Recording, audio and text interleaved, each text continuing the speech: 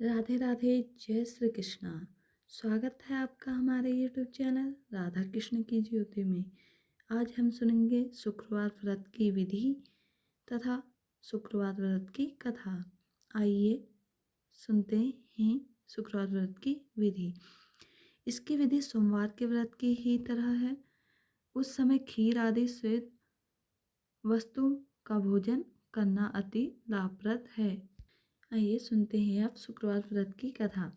पुराने समय में कायस्थ ब्राह्मण और वैश्य के तीनों लड़कों में परस्पर अति गहरी मित्रता थी। उन तीनों का विवाह हो गया था। ब्राह्मण और कायस्थ के लड़कों का गौना भी हो गया था, परंतु उन सेठ के लड़के का नहीं हुआ था। एक दिन कायस्थ के लड़के ने कहा, हे मित्र, गौना करके अपनी स्त्री को घर क्यों नहीं लाते? स्त्री बिना घर कैसा बुरा लगता है। यह बात सेठ के लड़के को जच गई और कहने लगा कि मैं अभी गौना करने जाता हूँ। ब्राह्मण के लड़के ने कहा, अभी मत जाओ, क्योंकि शुक्र का अस्त हो रहा है, यानी सूर्य डूब रहा है।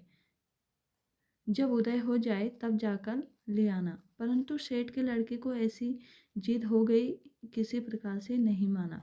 जब उसके घर वालों ने सुना तो उन्होंने भी बहुत समझाया, परंतु वह किसी प्रकार से नहीं माना और अपने ससुराल चला गया।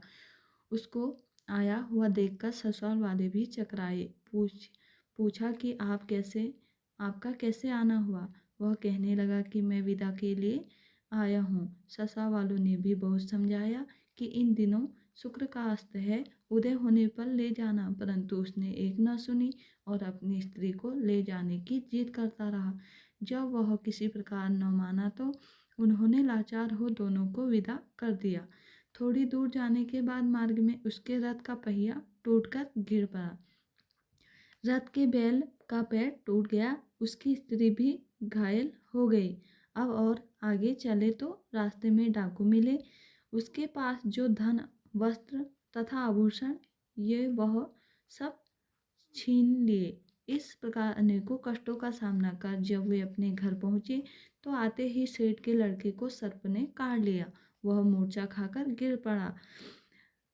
तब उसकी स्त्री अत्यंत विलाप कर रोने लगी। वैद्यों को दिखलाया तो वैद्य कहने लगे कि यह 3 दिन में मृत्यु को प्राप्त हो जाएगा।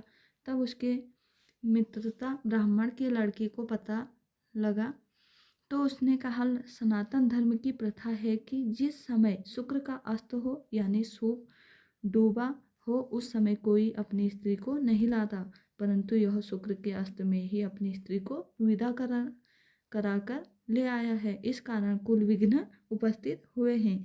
यदि यह दोनों ससुराल में वापस चले जाएं तो शुक्र के उदय होने पर पुनः आए तो निश्चय ही विघ्न टाल सकता है। इतना सुनते ही सेठ ने अपने पुत्र और उसकी स्त्री को शीघ्र ही उसके ससुराल में वापस पहुंचा दिया। पहुंचते ही सेठ के लड़के की मूर्छा दूर हो गई और फिर साधारणतया उपचार से वह सर्प विष से मुक्त हो गया। अपने दामाद को स्वस्थ देखकर ससुराल वाले अत्यंत प्रसन्न हुए और जब शुक्र का उदय हुआ तब बड़े हर्षपूर्वक उन्होंने अपनी पुत्री सहित विदा किया। इसके पश्चात वह दोनों पति पत्नी घर आकर आनंद से रहने लगे। इस व्रत की कथा कहने तथा सुनने से अनेक विघ्न दूर होते हैं। आज के लिए इतना ही। कथा पूर्ण हुई। फिर मिलेंगे नई वीडियो के साथ। तब तक के लिए जय श्री कृष्णा, राधे राधे। वीडियो को लाइक करें, शेयर करें, कमेंट करें और चैनल को सब्सक्राइब करें। जय श्री कृष्णा, राधे राधे।